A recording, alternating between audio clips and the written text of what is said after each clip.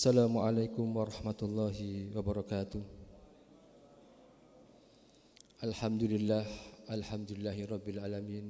Wassalatu wassalamu ala asrafil anbiya'i wal mursalin habibina wa syafi'ina Muhammad wa ala alihi wa sahbihi ajma'in. Asyhadu an la ilaha illallah wa asyhadu anna Muhammadan abduhu wa rasuluh. Allahumma salli ala Muhammad wa ala alihi wa sahbihi ajma'in wa man tabi'ahum bi ihsanin ila yaumiddin. Qala Allah Ta'ala fil Qur'anil Karim, ya ayyuhalladzina amanu taqullaha haqqa tuqatih wa la tamutunna illa wa antum muslimun. Hadirin hadirat jamaah salat Isya, salat tarawih dan salat witir Masjid Baitul Hakam yang semoga senantiasa dirahmati oleh Allah, yang semoga senantiasa diberikan istiqamah oleh Allah. Kita sudah memasuki 10 akhir malam ke-22. Hendaknya kita senantiasa semakin semangat. Kok tambah sepi masjidnya, nggih? Masjidnya kok enggak ramai kayak awal-awal kemarin. Ada apa ini? Ya, saya berhusnuzon mudah-mudahan jenengan semuanya yang hadir hari ini termasuk golongan manusia-manusia hamba Allah yang dipilih oleh Allah untuk istiqomah. Mudah-mudahan selesai Ramadan tetap istiqomah di atas kebaikan. Makanya kita semuanya berharap kepada Allah bukan sekedar kebaikan kita untuk akhirat saja, tapi kebaikan dunia kita, juga kebaikan untuk diri kita. Islam bukan sekedar mengajarkan ritual spiritual akhirat, tapi Islam juga memandang bagaimana umatnya itu senantiasa juga sehat fisiknya. Mungkin hari ini wallahu a'lam ya, kenapa kok sepi? Mungkin ada yang sakit, ada yang mudik, atau mungkin gak kuat lagi untuk tarawih karena kekenyangan. Kalau kita menilik ajaran Rasulullah SAW, sebenarnya semakin hari kita semakin sehat, semakin semangat. Tapi kok gak semangat? Mungkin ada konsep yang mungkin tidak kita pahami bagaimana kita menjadi manusia yang sehat. Sebagaimana puasa ini sudah diteliti oleh pakar-pakar kesehatan dunia, termasuk Badan Pangan Amerika Serikat yang namanya FDA. Di antaranya pakar dari Jepang yang namanya Yoshinori Onsumi. Bagaimana umat Islam itu kok sehat? Ternyata mereka memiliki pandangan dengan teknik melaparkan diri. Bukan kelaparan loh Pak ya, melaparkan diri. Kenapa? Dengan autopagi ternyata bisa mengangkat sel-sel jahat dalam tubuh kita. Sehingga Rasulullah beliau bersabda, orang yang senantiasa berpuasa sampai selesai Ramadan seperti orang yang baru lahir. Nah ini Pak, definisi ini disikapi oleh ahli kesehatan. Ternyata sel-sel dalam tubuh kita mulai baru lagi, sehingga bisa menekan racun dalam tubuh kita, sehingga bisa mengangkat toksin-toksin atau radikal bebas dalam tubuh kita. Kalau kita benar cara berpuasanya, cara sahurnya, cara berbukanya. Lawak dhewe ndak. Gak benar cara berbukanya. Bagaimana cara Rasulullah berbuka Pak, Bu? Beliau menyiapkan kurma, kemudian air putih. Itu utama itu. Jadi kita dapat pahala puasa, juga pahala ittiba. Makanya orang-orang kesehatan dunia, Badan Pangan Dunia, itu meneliti makanan yang paling sehat, buah yang paling sehat, itu adalah probiotik, high probiotik, yaitu kurma. Makan kurma dulu minimal 1 atau 3. Kemudian minum air putih. Kemudian terserah makan makanan berat. Awak dhewe tidak. Buka puasa langsung gorengan. Ya. Tahu isi, tahu campur, tahu petis, tahu pong. Nggih, tahu kediri, tahu bulat. Akhirnya ya sudah. Kelempokan kita. Minumnya enggak minum air putih langsung es cendol. es kopior, sampai kopior-kopior, sampai es teler. Ya ini akhirnya sholat gak semangat, kekenyangan. Puasa gak malah sehat, malah asam uratnya tinggi. Kok sampai tambah gemuk, kok tambah sakit-sakitan. Jadi puasa sehat. Loh ternyata kita salah persepsi. Makanya ma'asyiral muslimin rahimani wa rahimakumullah. Ini malam terakhir. Seharusnya orang kalau mau finish itu cepat-cepatan.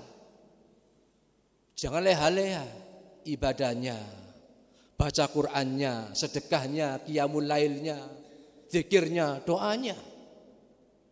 Makanya orang puasa itu istimewa, Pak, istimewa sekali. Makanya jangan punya asumsi istimewa puasa itu 10 akhir. Sehingga awal sampai 15 sampai 20 nyantai. Enggak, jangan. Doanya orang puasa itu makbul. Sebagaimana kata Rasulullah sallallahu alaihi wasallam, la salah satun la turaddu da'watuhum as-shaimu hatta yuftiru. 3 golongan doanya yang senantiasa tidak ditolak oleh Allah. Siapa? As-shaim, orang yang berpuasa sampai dia berbuka. Jadi estimasinya panjang. Makanya kita punya waktu mustajab ketika bainal adzan wal iqamah. Waktunya berapa menit, Bu, Pak? Gak sampai 15 menit. Habis adzan, qomat itu mungkin 10 menit.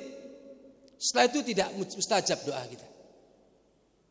Kemudian ketika turun hujan, ketika tengah malam, sebentar. Tapi kalau orang puasa mulai sampai sahur sampai berbuka, doanya mustajab. Gini, Pak, doanya luar biasa. Sampai jangan meremehkan doa sampean. Ini sampai malas berdoa. Doa itu, Pak, nggak butuh waktu lama. Sampai kerja ikut perusahaan mungkin 8 jam kerjanya. Dapat berapa gaji kita satu hari? Tapi kalau doa 15 menit, semuanya kena. Dunia akhirat kena. Anak cucu semuanya didoakan. Kenapa kita malas, Pak? Karena setan tidak ingin kita jadi orang baik. Karena setan tidak mau kita jadi orang sukses. Setan berharap jangan banyak doa. Padahal doa itu termasuk urgensi tauhid. Sebagaimana kata Rasulullah sallallahu alaihi wasallam, man lam yas'alillah yauman yaghdab alai. Barang siapa yang satu hari tidak minta sama Allah, Allah marah. Orang kalau berharap kepada Allah, tauhidnya sempurna, Pak. Itu menunjukkan bahwa dirinya lemah. Dia selalu mengandalkan Allah. Itu berarti orang yang bertauhid. Beda dengan orang yang tidak mau berdoa, sombong. Kemudian yang kedua, wa imamun adilun, imam yang adil. Kita semuanya juga imam, Pak, imam bagi keluarga, ibu-ibu juga imam bagi anak-anaknya. Kullukum ra'in wa kullukum mas'ulun an ra'iyati. Semua kita juga pemimpin, akan ditanya oleh Allah. Kemudian Pak RT, Pak RW, Pak Camat, Pak Lurah, Pak Gubernur, Pak DPR, MPR, Pak Presiden, semuanya juga pemimpin. Kalau pemimpin kita baik, Pak, insya Allah kita dalam kebaikan.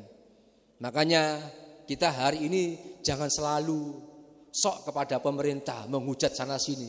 Oh itu korupsi macam-macam. Tidak usah, itu puasa-puasa. Bagaimana caranya? Fungsikan doa kita. Mudah-mudahan tahun 2024 kita diberikan pemimpin yang baik. Atau pemimpin yang lebih baik dari pemimpin sekarang.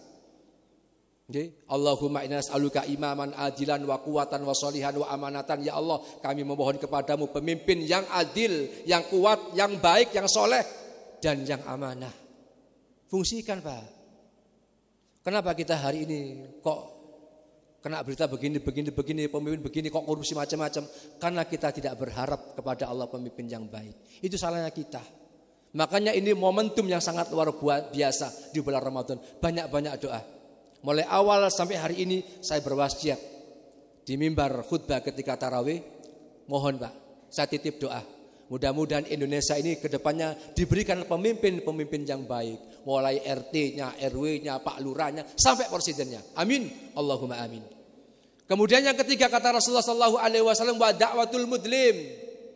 Doa yang tidak ditolak oleh Allah, doanya orang yang terdolimi. Hati-hati. Jangan mentang-mentang kita hebat. Jangan mentang-mentang kita punya kekuasaan, akhirnya kita semena-mena. Jangan, hati-hati. Doanya orang yang termadlum, orang yang terdolim itu diangkat oleh Allah. Makanya sampai Rasulullah mengatakan, ubghuni bidu'afaikum. Ayo, bantu saya. Supaya Allah menolong kita dengan orang-orang lemah di antara kalian. Makanya ini bulan Ramadan, bulan saatnya kita berbagi. Bulan saatnya kita saling tolong-menolong di antara kita. Nah ini nggih. Kemudian kita semuanya juga punya masalah. Tidak ada orang yang nggak punya masalah. Ini momen Ramadan supaya memperbaiki masalah kita. Sebagaimana kata Rasulullah SAW, fitnatur rajuli. Semua manusia itu punya fitnah, punya ujian. Pertama, li ahlihi wa malihi wa jarihi. Itu pasti. Orang itu akan diuji dengan 3 perkara. Nanti ada 3 perkara yang bisa menyelesaikannya. Diuji dengan apa, Pak? Dengan keluarga. Anak 1, kok gak bisa di rumah. Keluarga kok gak begitu baik, gak harmonis. Bertengkar terus rumah tangga. Kenapa, Pak? Karena kita kurang begitu baik kepada Allah hubungannya. Kurang begitu baik hubungan kita, enggak harmonis, enggak pernah tegur sapa dengan Allah. Maksudnya apa, Pak? Enggak pernah sholat, enggak pernah puasa, berbuat maksiat. Ya itu artinya, rumah tangga gegeran terus. Kemudian wamalihi, orang diuji dengan harta. Kerja tiap hari lembur, tapi kok semuanya kok tambah utang kok semakin banyak. Seharusnya semakin semangat kerja, semakin banyak tabungannya. Ini semakin banyak utangnya. Kenapa? Karena main riba. Bagaimana sekarang tidak riba, Pak? Semuanya diribakan. Rumah nyicil, mobil nyicil, sepeda motor nyicil, sepeda ontel nyicil, sampai HP nyicil, sampai sandal nyicil saat ini. Sehingga apa, Pak? Ya main riba, hartanya tidak barokah. Kemudian wali jarihi, tetangga. Tetangga itu mesti, Pak, senantiasa ujian bagi kita. Kita beli sesuatu, iri. Kadang tetangga kita beli sesuatu, kadang kita enggak enak. Itu ujian. Makanya kata Rasulullah SAW, tukafiruha bisolah. Kalau mau menyelesaikan masalah urusan dunia kita, yaitu harus dengan sholat. Wasta'inu bisabri wassalah, wa innaha lakabiratun illa 'alal khashiin. Sama kalau punya masalah, problem, sholat, Pak, 2 rakaat minta sama Allah. Kemudian wasiam, puasa. Orang dahulu itu kalau mau apa-apa, nenek moyang kita, orang-orang Hindu, itu tirakat dulu. Tirakatnya puasa, Pak. Puasa pati geni, puasa apa? Puasa multi. Supaya apa? Supaya hajatnya terkabul. Kita nggak perlu seperti itu. Ya pokok puasa sunnah gitu aja, Senin Kemis. Sering-sering puasa. Kalau kita punya masalah. Yang ketiga, bisadaqah, dengan sedekah. As-sadaqatu daf'ul bala. Kalau kita punya masalah keluarga, masalah pekerjaan, masalah apapun kehidupan kita, jangan lupa 3 konsep ini. Sholat, puasa, dan sedekah. Mungkin hanya ini bulan Ramadan yang momentum bagi kita senantiasa banyak-banyak berdoa. Jangan disia-siakan, Pak, ini. Kenapa? Karena Ramadan sudah mau pergi. Belum tentu kita akan berjumpa lagi tahun depan. Makanya kita memohon kepada Allah, semoga doa-doa kita diangkat, diterima oleh Allah. Dan semoga kita diberikan istiqomah, selesai Ramadan tetap kita senantiasa di atas kebaikan.